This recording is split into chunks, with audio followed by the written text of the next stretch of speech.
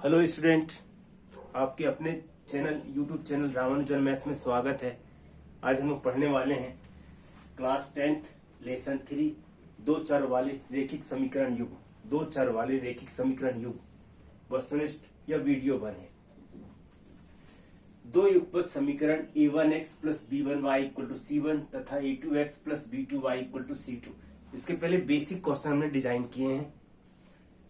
यदि a1 by a2 बराबर नहीं b1 बाई b2 है तो क्या होता है। इस स्थिति में हमें क्या मिलता है, तो एक कोई हल नहीं, एक अद्वितीय हल, अनंत अनेक हल, इनमें से कोई नहीं। इन चार चॉइस में से एक ढूंढना है हमें। तो a1 बटे a2 बराबर नहीं b1 बटे b2, तो यहाँ पर एक अद्वितीय हल मिलता है। इसका आंसर जो होगा एक अद्वितीय हल मिलता है। यही क्वेश्चन दूसरे तरीके से पूछा जाएगा। यदि a1 बटे a2 बराबर नहीं b1 बटे b2 है तो रेखाएं कौन सी मिलेंगी, संपाती मिलेंगी, समांतर मिलेंगी, प्रतिच्छेदी मिलेंगी, इनमें से कोई नहीं। तो आप बिल्कुल ध्यान से सुन लीजिए, यह बराबर नहीं होगा a1 बटे a2 बराबर नहीं b1 बटे b2, तो हमें यहाँ पर प्रतिच्छेदी रेखाएं मिलेंगी। यहाँ पर प्रतिच्छेदी रेखाएं मिलेंगी, एक अद्वितीय हल मिलेगा और प्रतिच्छेदी रेखाएं मिलेंगी। इस क्वेश्चन को यहाँ तीव्र गुणा करके भी लिख सकते हैं, a1 b2 बराबर नहीं a2 b1, ऐसा भी आता है। अगला क्वेश्चन है a1 बटे a2 बराबर b1 बटे b2 बराबर c1 बटे c2। तीनों के अनुपात बराबर हैं तो क्या होगा, तो जब तीनों के बराबर होते हैं तो हमें अनंतः अनेक हल मिलता है। अनंतः अनेक हल मिलता है, और अनंतः अनेक हल जब मिलता है इस स्थिति में, फिर से यही क्वेश्चन फिर से हमने रिपीट कर दिया। रेखाएं यहाँ पर किस तरीके से मिलेंगी, संपाती, समांतर, प्रतिच्छेदी, इनमें से कोई नहीं। जब तीनों बराबर होंगे, तीनों के अनुपात बराबर होंगे, तो उस स्थिति में हमें संपाती रेखाएं प्राप्त होती हैं। फिर से अगला a1 बटे a2 बराबर है b1 बटे b2, किंतु बराबर नहीं है c1 बटे c2 के। दो बराबर है, तीसरा बराबर नहीं है, तो क्या होता है, कोई हल नहीं, अद्वितीय हल, अनंत अनेक हल, कोई नहीं। बिल्कुल चॉइस आप देख लो। आप इस स्थिति में कोई हल प्राप्त नहीं होता है, कोई हल प्राप्त नहीं होता है, और कोई हल प्राप्त नहीं होगा उस स्थिति में। या क्वेश्चन फिर से वही आ गया, रेखाएं किस तरीके से प्राप्त होंगी, तो रेखाएं इस स्थिति में हमें समांतर प्राप्त होती हैं। मुझे लगता है बात समझ में आ गई है। यहाँ पर 6 प्रश्न आपको सिस्टमेटिक हमने आपको समझा दिया है। आप स्क्रीनशॉट ले लीजिए, आप स्क्रीनशॉट ले लीजिए। एक क्वेश्चन और अच्छा आता है, यहाँ पर पूछा जाता है कि संगत कब प्राप्त होता है। इन दो समीकरणों का संगत हल कब प्राप्त होता है, तो संगत हमें हल प्राप्त होता है पहली दो स्थितियों में। पहली दो स्थितियों में एक अद्वितीय हल, एक अद्वितीय हल और अनंत अनेक हल में संगत हल प्राप्त होता है। एक तो आंसर यह है। दूसरा यह है प्रतिच्छेदी रेखाएं और संपाती रेखाओं में भी हमें आंसर किस तरीके का दिया है वो देखना है आपको। प्रतिच्छेदी रेखाएं और संपाती रेखाएं यदि मिलती हैं तो भी संगत हल होगा, और एक अद्वितीय हल और अनंत अनेक हल है तो भी हमें एक संगत हल मिलता है। स्क्रीनशॉट ले लीजिए।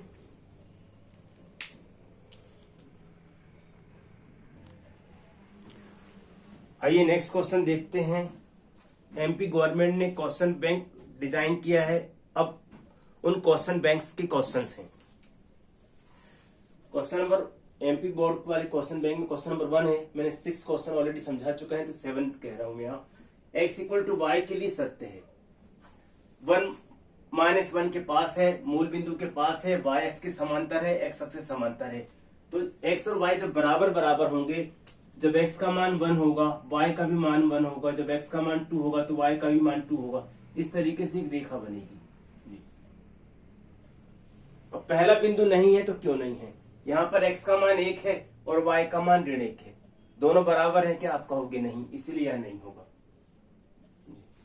मूल बिंदु के पास है, यह रेखा जो है मूल बिंदु से होकर के जा रही है, यह रेखा मूल बिंदु से होकर के जा रही है, तो यह हमारा आंसर है।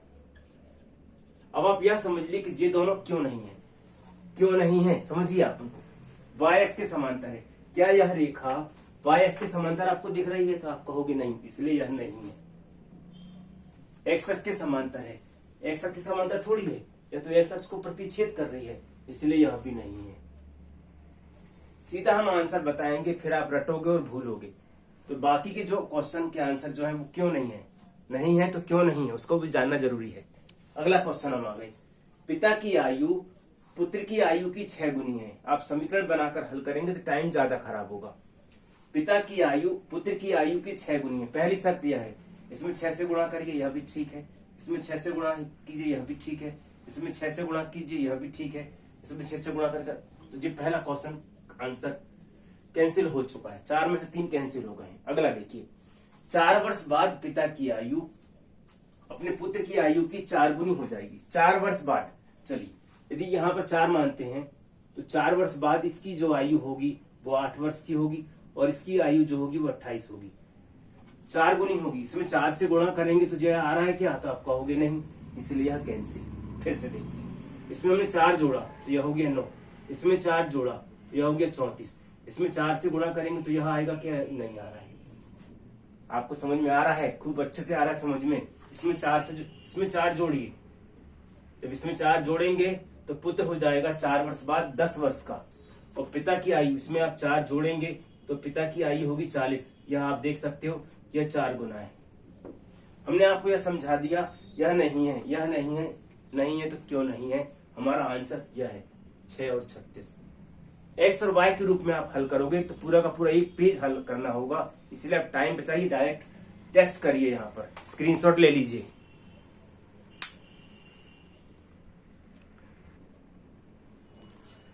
आइए हम लोग कुछ क्वेश्चन समझते हैं। 6x minus 3y plus 10 equal to 0, 2x minus y plus 9 equal to 0। यह 2 समीकरण हैं, इसका क्या हल होगा, किस प्रकार की रेखाएं मिलेंगी, ये 4 चॉइस दिए गए हैं। वही ट्रिक अपनाएंगे। सबसे पहला काम यह है कि C1 और C2 एक ही साइड में आप कर लीजिएगा, दोनों एक ही साइड में होना चाहिए। चलिए, यह A1 का मान है 6 और A2 का मान है 2। यहां पर यह है -3 और यहां पर यह है -1 और यह है 10/9। जब आप इसको हल करेंगे तो यहां पर यह भी आएगा 3 और यह भी आएगा 3 और यह बराबर नहीं होगा 3 के। तो आपने यह देखा कि A1/A2 A1/A2 बराबर है B1/B2 के, किंतु यह बराबर नहीं है C1/C2 के। तो आपको यह समझ में आ चुका है, इस प्रकार की शर्त में हमें कोई हल नहीं प्राप्त होता है और उसको कहते हैं रेखाएं समांतर। क्लियर है? धीरे धीरे समझिए। आप स्पीड ऑब्जेक्टिव समझ रहे हैं, किंतु ज्यादा स्पीड में हम आपको नहीं समझाएंगे कि टाइम का ध्यान रखते हुए बहुत जल्दी समझा दें, बिल्कुल नहीं। यहां पर देखिए, यहां पर C जो है वो लेफ्ट साइड में है और यहाँ C राइट साइड में है, तो दोनों को एक ही साइड में कर लीजिए।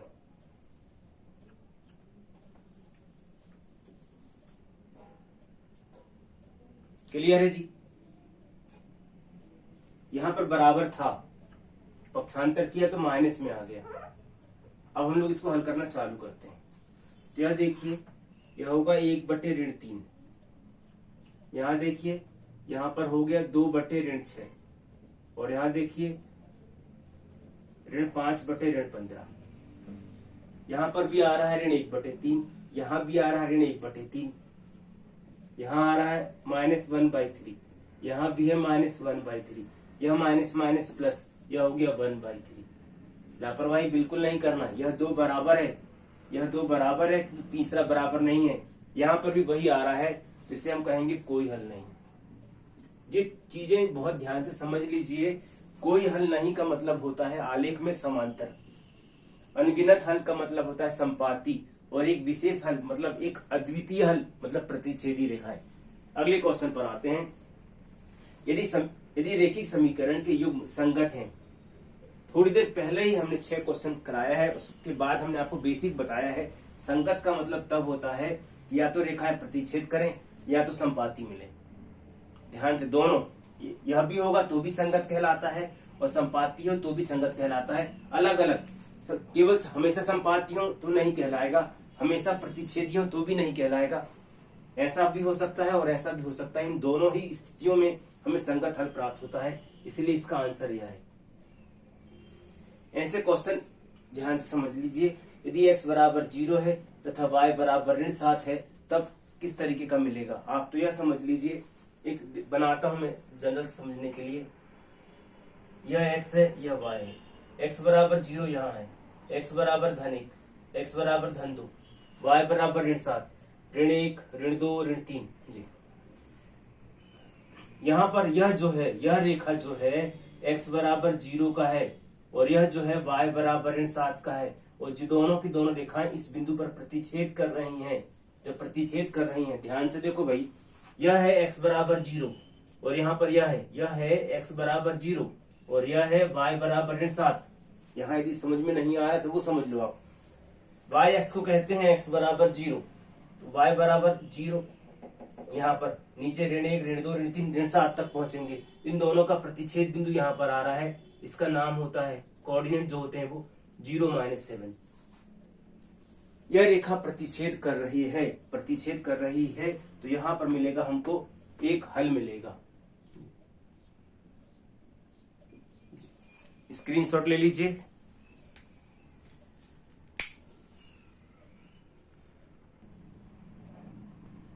अगला क्वेश्चन देखिए, रेखाएं यदि समांतर हैं तो k का मान ज्ञात कीजिए। रेखाएं समांतर हैं तो सबसे पहले आप सी जो है वो एक साइड में कर लीजिए। तो यह ऋण 1 है, पक्षांतर करेंगे तो धन 1 हो जाएगा। बस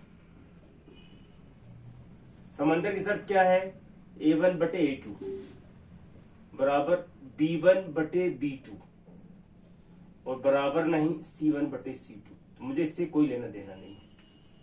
अब डायरेक्ट हल करिए, इस 5 का 3 में गुणा करिए तो यह होगा 15, और इस 2 का 2 में k में गुणा करिए तो 4k, 3 गुणा करिए तो 15/4 बराबर k। इस 5 का 3 में गुणा करेंगे 15, इस 2 का 2k में गुणा करेंगे तो 4k। डायरेक्ट भी कर सकते हो, खैर इस 4 का गुणा हो रहा है, भाग देंगे तो 15/4 बराबर k का मान आ गया 15/4। हम बहुत स्पीड में समझा सकते हैं, किंतु आपको ध्यान में रखकर समझा रहे हैं धीरे धीरे। अनगिनत हलें, अनंत अनेक हलें, अनंत अनेक हलें। आपको मालूम है अनंत अनेक हल का मतलब क्या है। तो यह होगा a1/a2, यह है b1 -1/-2।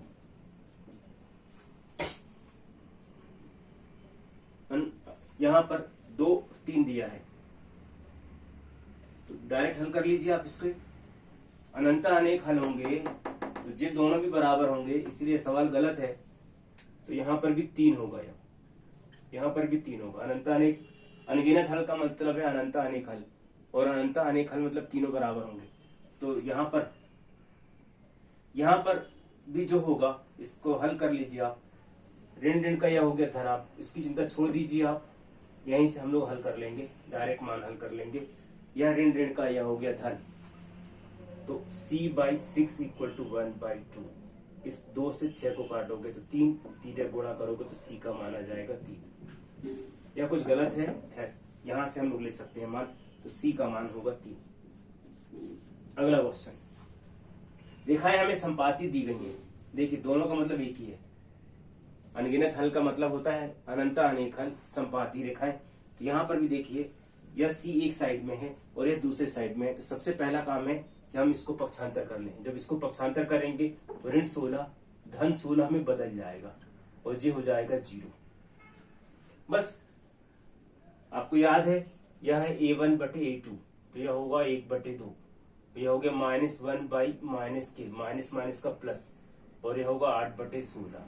हल करने की जरूरत नहीं है, आप डायरेक्ट हल कर सकते हैं। देखो यहां से यह होगा 1/2, इस k का 1 में गुणा करेंगे तो आएगा k, और 2 का 1 में गुणा करेंगे तो 2।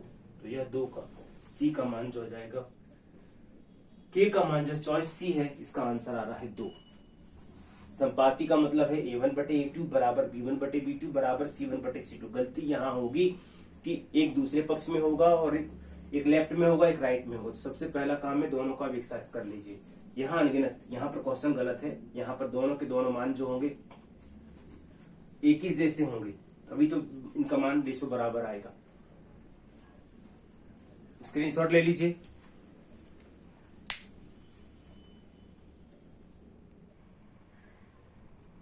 अगला क्वेश्चन देखते हैं। क्वेश्चन नंबर 16 है x minus y equal to 2, x plus y equal to 4। इन दोनों का हल आप यहां पर विलोपन विधि लगा सकते हैं। Minus y plus y cut गया, x और x 2x। इन दोनों को जोड़ लिया आपने तो 6, 2 से भाग दे दोगे तो x बराबर 3। यहां पर x का मान 3 रख लीजिए, पक्षांतर कर लेंगे तो यह आ जाएगा 3 और 1। यह आपको नहीं करना है, आप इसे मौखिक करिए। कैसे? जोड़ने पर 4 आना चाहिए, तो ये कैंसिल हो जाएगा, यह कैंसिल हो जाएगा, यह आ जाएगा। देखो ध्यान से देखो, x धन y बराबर 4, जोड़ोगे तो 4 आना चाहिए। जोड़ोगे 4 आएगा तो 7 आ रहा है, यह 8 आ रहा है, यह ऋण 4 आ रहा है। अब डायरेक्ट पॉइंट टेस्ट करिए, हमारा आंसर डायरेक्ट यह आ जाएगा। यहां पर कोई अंक कठिन होता तो प्रॉब्लम होती ना, तो हम बिंदु इनके पॉइंट्स रखकर हम चेक कर सकते हैं। क्वेश्चन नंबर 17 यह आ गया है। यह समीकरण जो है अनगिनत हल देता है, तो ए और बी के मान क्या है। अनगिनत हल का मतलब क्या है आपको मालूम है। इसका गुणांक कुछ नहीं है, मतलब 1 है, बहुत कुछ है। कुछ नहीं है मतलब बहुत कुछ है, 1 है वो। दोनों को पक्षांतर कर लीजिए। यहाँ ऋण 1 है, इस ऋण 1 को पक्षांतर करेंगे तो धन 1 हो गया। अब सी जो है वो दोनों एक साइड में हो गए, दोनों के दोनों राइट साइड में हो गए। अब कोई दिक्कत नहीं। आप गलती यहीं करते हैं स्टूडेंट, ध्यान देते नहीं यहाँ। तो यह होगा 1/a, a1/a2, b1/b2 और यह होगा c1/c2। जब इन दोनों को बराबर करेंगे तो 2 एकम 2, a का गुणा करेंगे 1 में तो a बराबर 2। अब आपके पास 2 चॉइस हैं, यह भी हो सकता है, यह भी हो सकता है। अभी और हल करना होगा। अब इन दोनों को यदि बराबर करेंगे तो 2 दूनी 4, b बराबर 1, तो b का मान 4 जी आ रहा है। आप चाहो तो इसको अलग से कर सकते हो, आप बिल्कुल अलग अलग करिए आप इसको। यह हो गया 1/a, यह हो गया 1/2, यह हो गया 2/b, यह होगा 1/2। आप ऐसा भी धीरे धीरे हल कर सकते हो आप इसको। मान लीजिए आप बहुत कमजोर हो, टॉपर हो तो तुरंत हल कर लीजिए। कमजोर है आप, कोई दिक्कत नहीं, मैथ्स का मजा लीजिए। हाँ जी, 2 एकम 2, ए का गुणा किया 1 में तो यह हो गया 1, यहाँ 2 दूनी 4, इतना तो बनता है यार। बी का मान है 1, 2 दूनी 4, बी एकम 1। तो ए का मान देखिए 2 है और बी का मान है 4। यहाँ पर ए का मान 2 है, बी का मान 2 है, इसलिए नहीं होगा यह, तो यह अपना आंसर आएगा। आपका दिल मांगे मोर, तो जो क्वेश्चन लीजिए। और x बराबर 0, x बराबर 5 के लिए क्या होगा, तो आप यह समझ लीजिए, यह x अक्ष है। x बराबर 0 के लिए यह रेखा है, यह x बराबर 1, x बराबर 2, x बराबर 3, x बराबर 4, x बराबर 5। यह रेखा जो है इसका नाम है x बराबर 0, और यह रेखा जो है x बराबर 5। यह दोनों की दोनों रेखाएं जो आपको दिख रही हैं समांतर दिख रही हैं। जब समांतर होता है तो कोई हल नहीं रहता है। फिर से देखिए, अगला देखिए, कौन सी रेखा y अक्ष के समांतर है। y अक्ष के समांतर है, आप देखिए, आप जरा ध्यान से देखिए। यह है x अक्ष, यह है y अक्ष। तो y बराबर 4 यदि लिखोगे तो यहाँ पर होगा y बराबर 0, y बराबर 1, 2, 3, 4। ये रेखा, यह रेखा y अक्ष के समांतर है क्या, आप कहोगे नहीं, तो यह कैंसिल होगी। मैं इसको मिटा देता हूँ। हाँ, यदि कहता प्रतिच्छेद करती है तो यह आता अपना x बराबर 2, यह है x बराबर, यह है x बराबर 0, यह है x बराबर 1, यह x बराबर 2। ये देखा, यह x बराबर 2 जो है y अक्ष के समांतर है, y अक्ष के समांतर है, इसलिए यह आएगा, इसलिए यह आएगा। अगला है समीकरण y बराबर 4x रेखा। यह y बराबर 4x का क्या मतलब है, आपको हम एक शॉर्ट ट्रिक बता देते हैं। y इक्वल टू mx, जब आप 11वीं में आएंगे तो अच्छे से बताएंगे। फिलहाल तो यहाँ देख लो आप, y बराबर mx, यहाँ पर m का मान कुछ भी हो सकता है। आज का 7वां क्वेश्चन जो था वो y बराबर x ही था। y बराबर mx का मतलब होता है मूल बिंदु से जाने वाली सरल रेखा। अब आप लोग को कई चीजें समझ में नहीं आई तो आप एक टेबल बना सकते हो। अब यहाँ टेबल बना लीजिए x और y। यहाँ पर x का मान 0 रखिए, यहाँ रखेंगे 0 तो y का भी मान 0 हो जाएगा। अब आप रखिए 1 और जब यहाँ 1 रखोगे तो 4 एकम 4, तो y का मान 4 होगा। तो ये है आपका।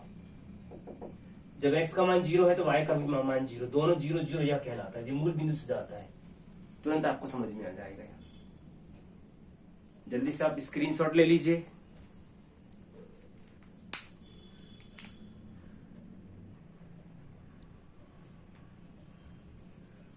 नेक्स्ट वीडियो में आपको 21 के बाद वाले क्वेश्चन मिलेंगे। नेक्स्ट वीडियो में ये टोटल चैप्टर नंबर 3 2 चरों वाले देखिए समीकरण आपका हो जाएगा सिस्टमेटिक। क्वेश्चन बैंक जो एमपी बोर्ड गवर्नमेंट ने जो क्वेश्चन बैंक दिया है उसके यह क्वेश्चन है। तो नेक्स्ट वीडियो में आपको यह टॉपिक क्लियर हो जाएगा। Have a nice day, enjoy yourself. खूब मजा करिए, खूब मस्त लगा कर पढ़िए। Have a nice day again.